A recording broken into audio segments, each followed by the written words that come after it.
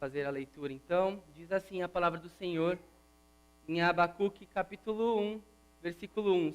Sentença revelada ao profeta Abacuque. Até quando, Senhor, clamarei pedindo ajuda, e tu não me ouvirás? Até quando gritarei violência, e tu não salvarás? Por que me fazes ver a iniquidade? Por que toleras a opressão? Pois a destruição e a violência estão diante de mim. Há litígios e surgem discórdias. Por isso a lei se afrouxa e a justiça nunca se manifesta.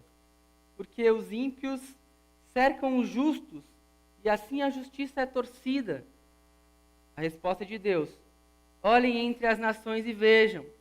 Fiquem maravilhados e admirados, porque no tempo de vocês eu realizo obra tal que vocês não acreditarão se alguém lhes contar. Amém? Vamos orar mais uma vez. Vou lembrar do Rodrigo nessa oração, parente da Sheila, que está também com problemas de saúde. Vamos orar. Pai querido, muito obrigado por estarmos na tua casa reunidos como igreja, como povo do Senhor. Nós já te exaltamos, já te louvamos, ó Pai, já oramos a ti e ainda clamamos pelo Rodrigo, a saúde dele, ó Pai, parente da Sheila. Tem misericórdia, ó Pai.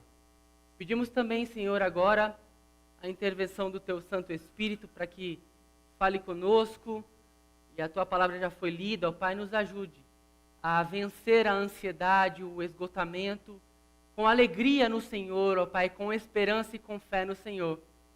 Nós oramos assim, não porque merecemos, mas em nome de Jesus. Amém. Você já passou por momentos de angústia e sequidão? Parece que nada dá certo na sua vida. Você parece que está falando sozinho. Você acredita em Deus, mas parece que ou Ele está com os ouvidos tapados, ou Ele está longe de você porque não está lhe atendendo. Então, por isso você fica amargurado, amargurada, pensando que não há resposta aos seus clamores. E a vida vai ficando mais difícil, mais pesada, os problemas vão surgindo e parece que em cada vez mais, em volume maior, em velocidade maior, você não vê escape nenhum. Você apenas quer se afastar das coisas, quer ficar sozinho. Já passou por uma fase assim na vida? De uma sequidão espiritual? É isso que está acontecendo exatamente com o profeta Abacuque. Nós não temos muitos relatos de quem foi Abacuque em sua história pregressa. Ou seja, como foram ele com os familiares, como ele foi criado. Não temos muitas informações sobre isso. Nem sobre o nome dele nós temos muita certeza. Há estudiosos que dizem que Abacuque, em hebraico, significa, e vem da palavra raiz de abraço, ou abraçar. Interessante, né, essa leitura um pouco romantizada deste nome, mas eu gostei, então vou usar também essa questão do abraço, de como Deus pode nos abraçar e nos segurar diante dos problemas e das aflições.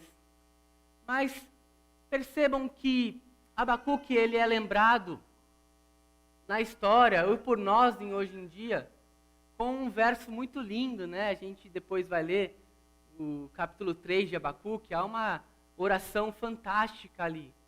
Mas você já se lembrava que ele, antes de proclamar aquela oração de louvor, ele questionava Deus, ele estava brigado com o Senhor. Você se lembrava de que antes dele louvar, ele fez uma queixa? E a queixa de Abacuque parece pertinente, porque ele questiona ao Senhor dizendo: olha só o que está acontecendo, a violência, a injustiça. Aqui parece que as coisas estão totalmente fora de controle. Onde está o Senhor? Não está vendo essa balbúrdia, essa pocilga, essa confusão que está acontecendo aqui embaixo? Aqui está totalmente desordenado por causa do pecado, a lama, há problemas, a injustiça. Parece que ninguém acredita que existe um Deus moral, um Deus que está acima, um Deus que colocou a sua lei ao povo. Parece que isso tudo está entregue. Essa palavra me lembra um pouco, essa oração, esse clamor de Abacuque me lembra um pouco dos relatos dos juízes, onde cada um fazia o que lhe dava na telha. Cada um agia conforme a sua própria lei. Era tal a bagunça ali no povo de Israel, um povo dividido, um povo em que estava sendo governado por 2 reinos, ao reino do sul, Judá, o reino do norte. O reino do norte já havia sido conquistado pelos assírios. E assim o profeta está clamando: Deus, me socorre, Deus, me ajuda. E essa oração é muito pertinente. Você quantas vezes já clamou: Senhor, parece que não está me ouvindo e me vendo. Olha só o que eu estou passando aqui. Já fez esse tipo de oração a Deus, esse tipo de clamor? Então, essa palavra é um poema de lamentação. Esse escrito bíblico não é apenas uma oração e um louvor. Há uma mistura de sentimentos. E a vida, ela é assim. Ela é agridoce. Nós passamos por muitos problemas, por muitas aflições. Mas nós temos, então, o recurso da oração, o recurso de falar com Deus, o recurso de clamar a um Deus. E esse Deus, ele responde. No versículo 5 do capítulo 1, nós lemos Deus respondendo à oração de Abacuque. A oração não, a murmuração, a amargura. O coração dele estava totalmente pesado. E Deus responde.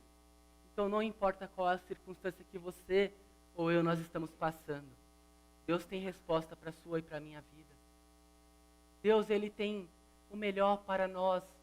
Não importa se o seu coração está pesado, esgotado, angustiado, porque é isso que a amargura faz conosco. Quando nossa vida não está indo bem, quando os problemas surgem, nós vamos tentando resolver com as nossas próprias forças, e assim vamos ficando enfraquecidos diante das dificuldades. Isso vai nos esgotando. Nós queremos que tudo seja resolvido do nosso jeito e em nosso tempo. Só que Deus responde a Abacuque: sim, vai ter resposta e vai ser no teu tempo. Espere, porque você vai ver nos seus dias. Não será as suas futuras gerações que vai ver isso. Nem os que já passaram, vai ser contigo, Abacuque. Espere então que você vai ver o meu poder. Eu vou fazer uma coisa tão maravilhosa e tão grandiosa que se você ouvisse alguém contar, você ia achar que era mentira. Tal era a obra que Deus ia fazer ali. Mas a resposta de Deus ao profeta não é uma resposta em que ele queria ouvir.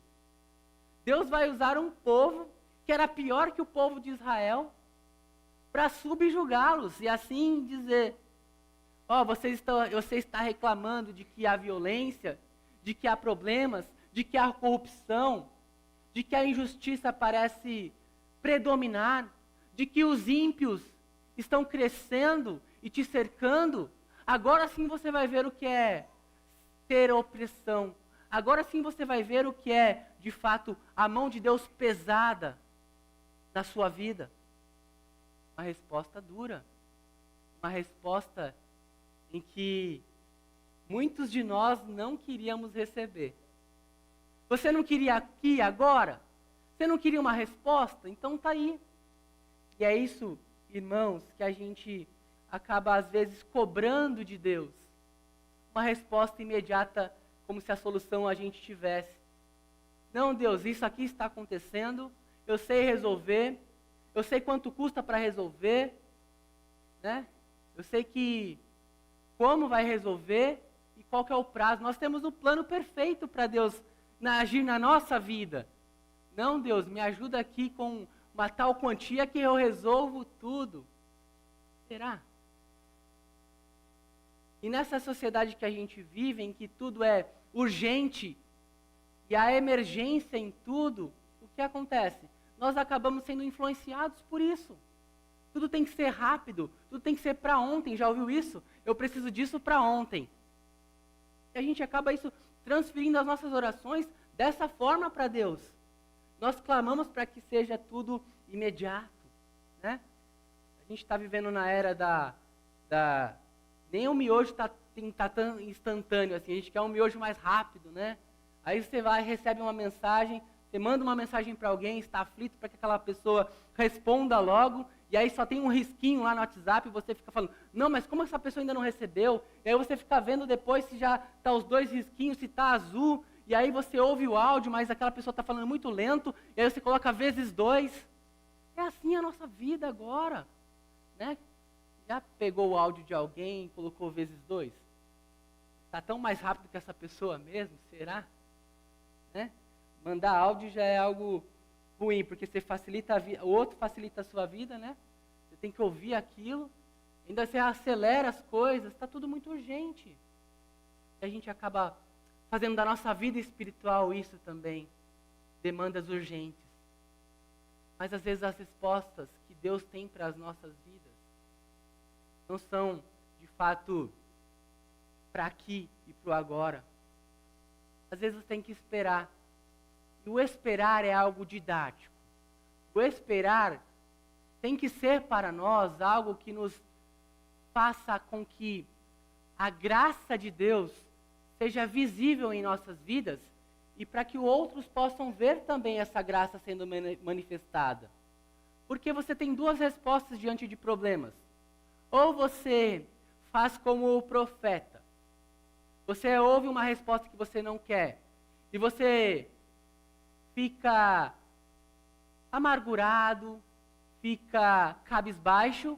Ou você aprende com as circunstâncias e se fortalece. Que é o que Deus espera de nós.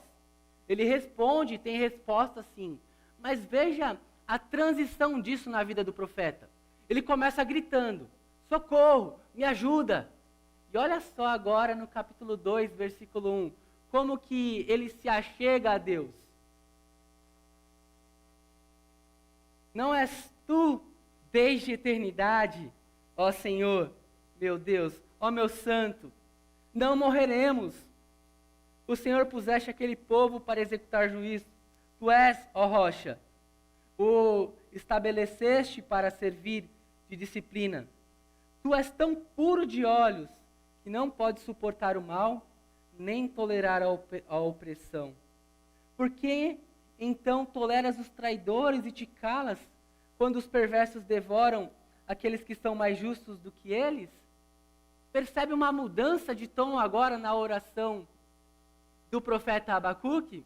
Começa gritando, começa questionando Deus, começa realmente batendo o pé e dizendo, batendo no peito e diz, eu sou melhor do que esses.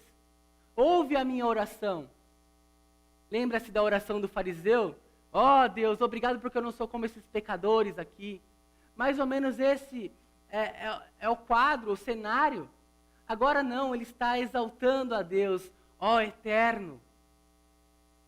Está valorizando então um dos atributos de Deus, que é a eternidade. Deus não tem começo e nem fim.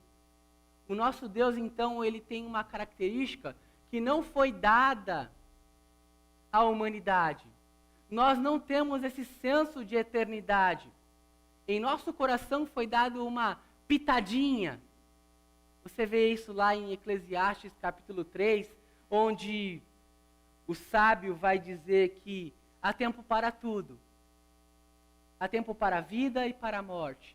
Há tempo para abraçar e deixar de abraçar. Há tempo para plantar e para colher. Então há uma porção de épocas, de tempos, em que nós temos que esperar, nós temos que aprender, nós temos que vivenciar. Isso nos dá então uma carga, uma base, uma experiência com Deus. O fato de Deus ser eterno não nos faz também ter a consciência disso, porque quando estamos falando de Deus, há muito mistério, irmãos. A teologia sistemática, ou seja, colocar algumas coisas em caixinhas para tentar explicar Deus, não é uma exigência de que isso vai ser cumprido. A teologia, de fato, ela é uma teoria, mas muito do que nós temos com Deus é a experiência própria, como o profeta teve. O profeta teve uma experiência de que Deus o respondeu e agora ele tem que lidar com isso. E como ele faz isso? Reconhecendo Deus. Reconheça Deus diante dos teus problemas, das tuas aflições. A eternidade dele, o fato dele conhecer todas as coisas, a sua onisciência. Deus não olha para trás para poder ver a história. Deus não olha para frente para poder ver o futuro. Deus olha tudo como um todo, porque Ele tem tudo em suas mãos. É nele que nós existimos, nos movemos. Deus então tem o controle todo da história e você está preocupado com daqui a 30 minutos o que vai comer, o que vai beber, o que vai vestir. Nós então começamos a nos preocupar com alguns detalhes e tiramos Deus do trono. Não achamos que Deus está no controle de todas as coisas, porque as nossas atitudes demonstram isso. O fato da gente orar por situações não necessariamente vai dizer que a gente está pedindo para que Deus resolva os nossos problemas da nossa maneira. É uma forma de demonstrar humildade e colocar as coisas na mão do Senhor. O que diz então Pedro em sua primeira carta, capítulo 5? Vamos acompanhar esse texto? 1 Pedro 5.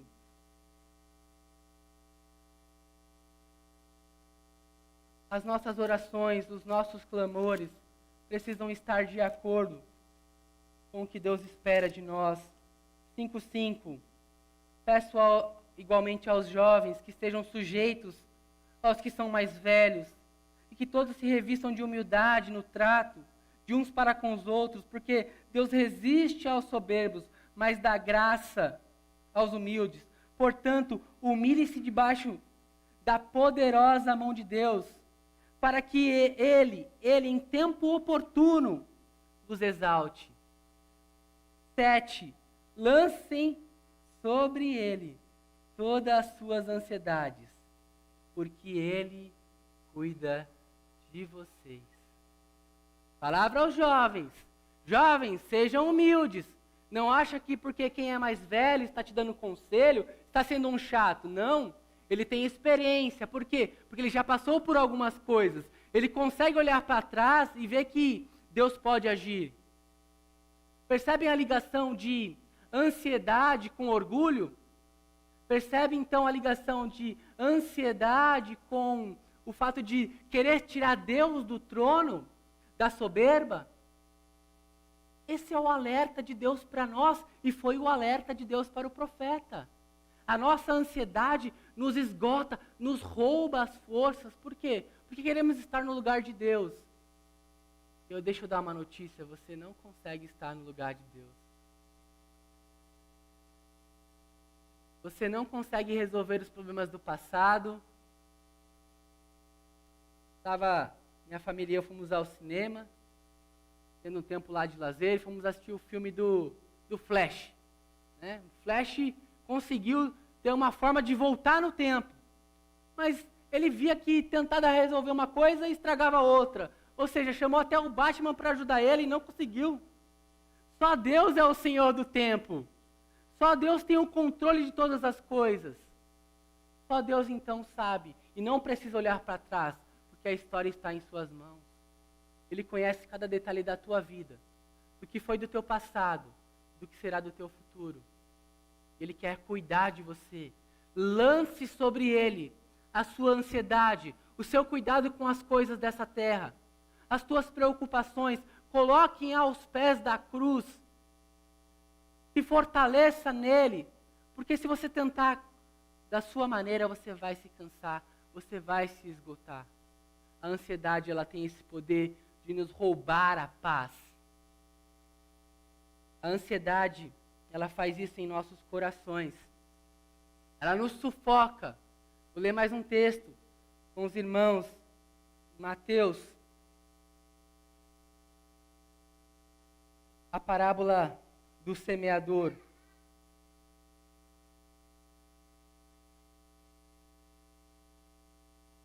Aqui onde está a parábola do semeador. Mateus 13, 22. Se puder projetar, por gentileza. Pode ser na NAA. Vocês se lembram da parábola onde um semeador saiu a plantar e a relação entre a semente, o evangelho e o coração das pessoas? Vocês se lembram desse fato? Se não, depois lê o contexto de Mateus 13. O que foi semeado entre os espinhos é o que ouve a palavra, porém as preocupações deste mundo e a fascinação das riquezas sufocam a palavra e ela fica infrutífera. Jesus já está explicando aos seus discípulos que não entenderam de primeira mão o que significava cada exemplo daquela parábola. Ele está dizendo agora que essa semente, este evangelho que foi pregado nessa geração ansiosa, nessa geração imediatista, isso é sufocado. Esses espinhos tornam a palavra de Deus algo pesado, algo que deveria dar alívio, algo que deveria trazer a paz.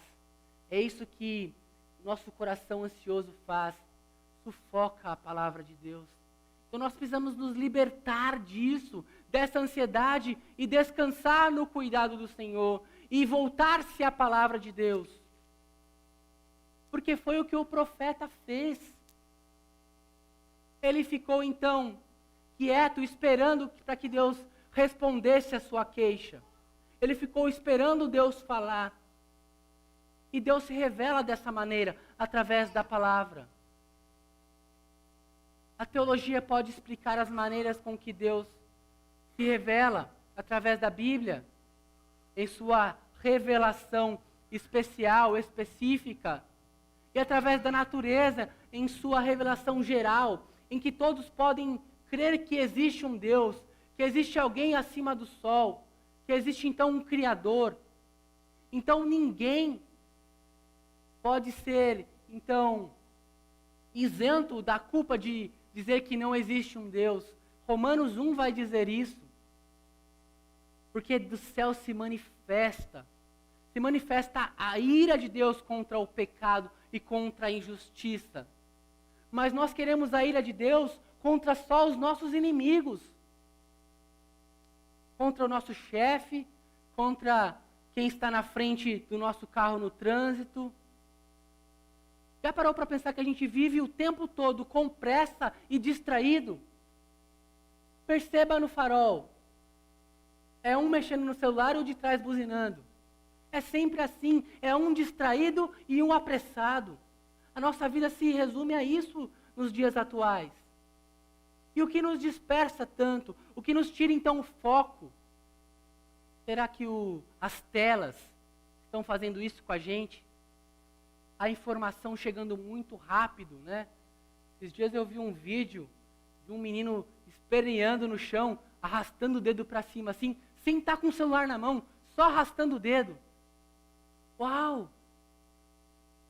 O estímulo de ter uma novidade, de ter uma resposta, de ter um entretenimento ali, vai minando as forças, né? A luz azul que faz o nosso cérebro estar em sentimento de alerta, em sentinela, como o profeta ficou lá no capítulo 2, estou em sentinela, estou a postos.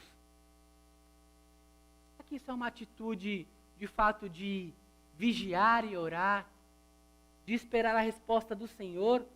Ou estamos buscando estímulos para satisfazer os nossos próprios prazeres e ter respostas para as nossas próprias angústias? A gente vai vivendo, então, como alguém disse, né?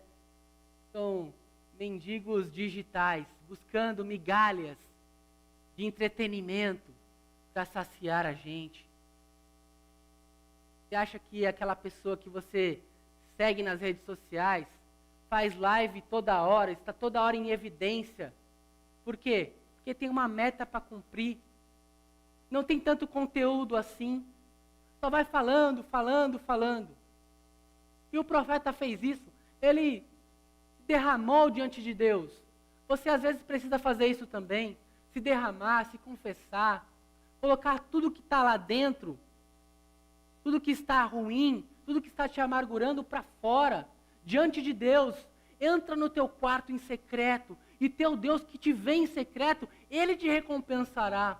Fala com Deus, entrega para Deus, tira essa ansiedade de dentro e joga para fora.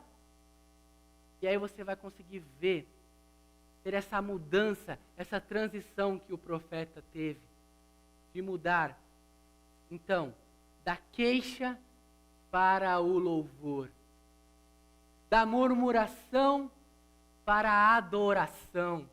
E é isso que nós precisamos em nossa vida, tirar a murmuração e trocar o nosso lábio pesado por louvores a Deus, amém? É isso que nós precisamos, tirar de fato da nossa vida todo aquele sentimento lá, que vida, ó céus, ó terra, para, ó Senhor, o Deus Todo-Poderoso, o Criador do céu e da terra, que é de eternidade em eternidade, Tu és Deus. Leia os Salmos. Você não consegue dormir à noite porque está ansioso? Leia o Salmo 3, o Salmo 4. Em paz me deito e logo pego no sono, porque só Tu, Senhor, me fazes dormir e habitar em segurança. É esse Deus que nós servimos. É o Deus que cuida de nós. É o Deus que está no controle do universo. Não consegue dormir à noite? Deixa o seu celular um pouco de lado. Compra um despertador do galo. E aí você não vai ficar vendo à noite a rede social, vai conseguir dormir um pouco melhor. Creia então que Deus está no controle e mude a murmuração para o louvor. E vamos ver agora que mensagem lida em Abacuque 3, 17. Diz assim a palavra do Senhor em Abacuque 3, 17. Ainda que a figueira não floresça, nem haja fruto na videira, ainda que a colheita de oliveira decepcione, e os campos não produzam mantimento, ainda que as ovelhas desapareçam do aprisco, e nos currais não haja mais gado, mesmo assim eu me alegro no Senhor, eu exulto no Deus da minha salvação. O Senhor Deus é a minha fortaleza, Ele me dá aos pés a ligeireza das corças, me faz andar nas minhas alturas. Esse é o Deus que nós servimos. É o Deus que pode trocar o choro pela alegria. Deus não prometeu a isenção das lágrimas, mas Ele prometeu que Ele enxugará cada lágrima do teu olho. Essa é a promessa do Senhor. Passaremos por dificuldades, sim. Passaremos por provações. O mundo caído, o mundo quebrado, o mundo enlamaçado pelo pecado. Pode então nos tirar a paz. Pode então nos tirar a esperança. Mas lembre-se que no mundo tereis aflições, mas tenha bom ânimo. Eu venci o mundo. Cristo disse isso. Não se turbe o seu coração. Você que anda então ansioso, ansiosa, obedeça às palavras de Cristo. Não ande ansioso. Não se turbe o coração. Isso são ordenanças que o nosso mestre nos deu para que a gente possa cumprir. Então, de fato, a ansiedade, ela é sim um problema sério. Não é um tanto faz. A ansiedade, ela pode levar à desobediência. A ansiedade pode nos tirar a alegria de servir ao Senhor. Como fez com o profeta Abacuque, ele se distanciou do povo, ele se trancou, ficou aguardando só a sua queixa ser respondida. Um profeta devia clamar, devia instrumentalizar o povo com a palavra de Deus, devia confrontar. Nossos dias nós vivemos um evangelho tão raso, onde a gente não confessa os pecados uns com os outros, não temos então a exortação, não fazemos lá como Colossenses 3 nos diz que a palavra habita em vós ricamente, instruindo uns aos outros, com salmos, hinos e cânticos espirituais, cantando com graça em vossos corações. Não temos isso mais. Como então vamos cantar com graça se a palavra não está habitando a ponto de transbordar na nossa vida? Nós temos, irmãos, o Evangelho, a glória de Deus, a mensagem que os anjos anelam, em vaso de barro. Que é o nosso corpo, que é a nossa vida.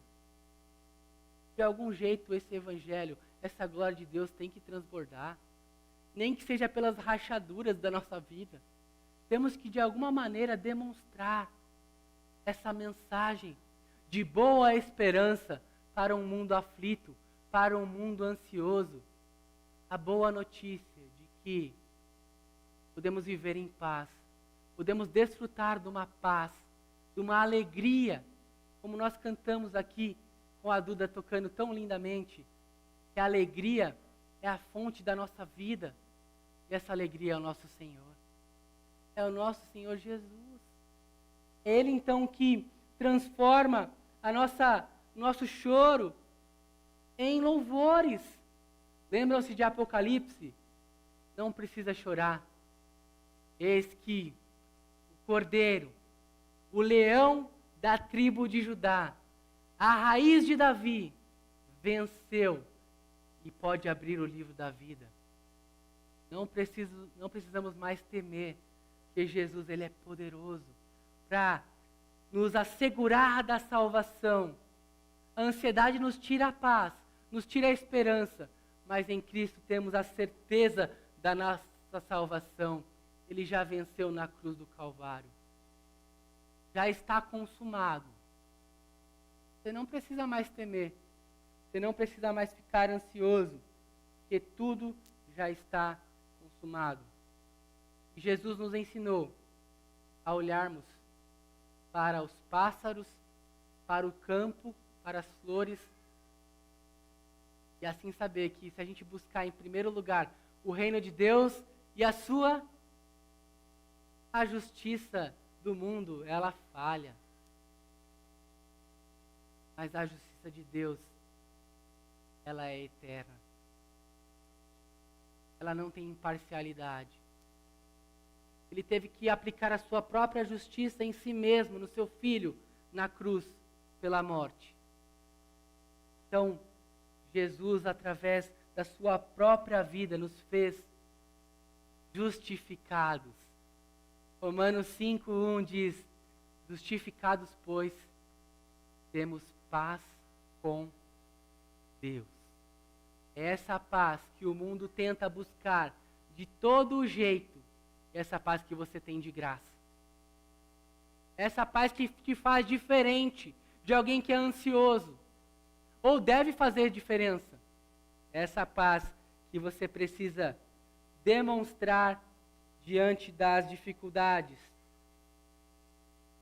A ansiedade, então, ela é uma desobediência.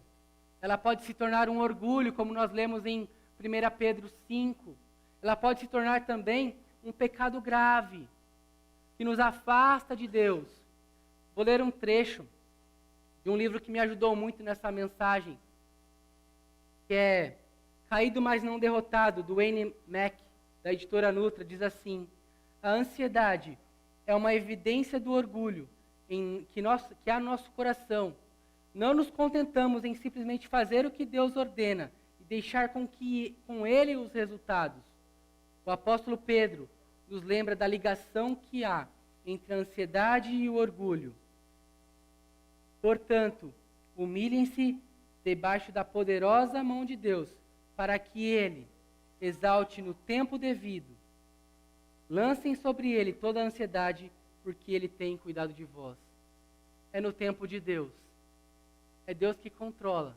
Não é no seu tempo. Não é no meu tempo. Isso é difícil esperar. Esperar o tempo de Deus. E o salmista dizia assim: estou comendo lágrimas. Toda noite eu choro. Que está abatido a minha alma. Salmo 42. Espere em Deus e ainda o louvarei. Espere em Deus e você ainda o louvará, porque Ele vai fazer maravilhas em tua vida. Ele já fez através do Evangelho.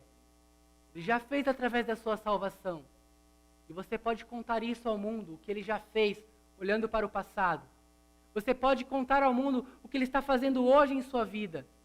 E você pode contar ao mundo o que Ele ainda fará, quando Ele está preparando novos céus e nova terra, onde Ele vai enxugar todo o pranto, toda a lágrima. Não haverá mais corrupção, não haverá mais violência, não haverá mais injustiça, não haverá mais esgotamento, não haverá mais ansiedade, não haverá mais pobreza, não haverá mais choro por causa do pecado. Essas coisas já passaram. Tudo se fez novo. Renove a sua vida. Faz de novo, ó Senhor, a obra que Tu fizeste em nós. Foi o que clamou o profeta. Faz de novo. Se preciso for, Senhor, abra o mar. Faz um milagre em nossas vidas. Foi isso que o profeta fez depois que Deus transformou a murmuração, a amargura dele em louvor e clamor.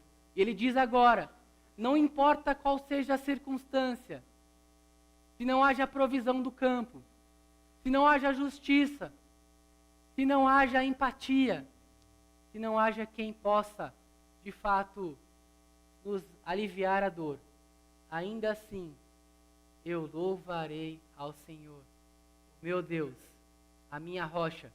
Ele me faz andar em lugares altos. Troque seus pensamentos de pecado, de ansiedade, de medo, de depressão, por pensamentos altos, por pensamentos que vêm do Senhor, por esperança. Coloque em sua memória aquilo que pode te dar esperança. Filipenses 4:8 diz: quanto ao mais, irmãos, tudo que é justo, tudo que é verdadeiro, tudo que é respeitável, tudo que é justo, tudo que é puro, tudo que é amável, tudo que é de boa fama, se há alguma virtude, se há algum louvor, existe. Seja o que ocupe o pensamento de vocês.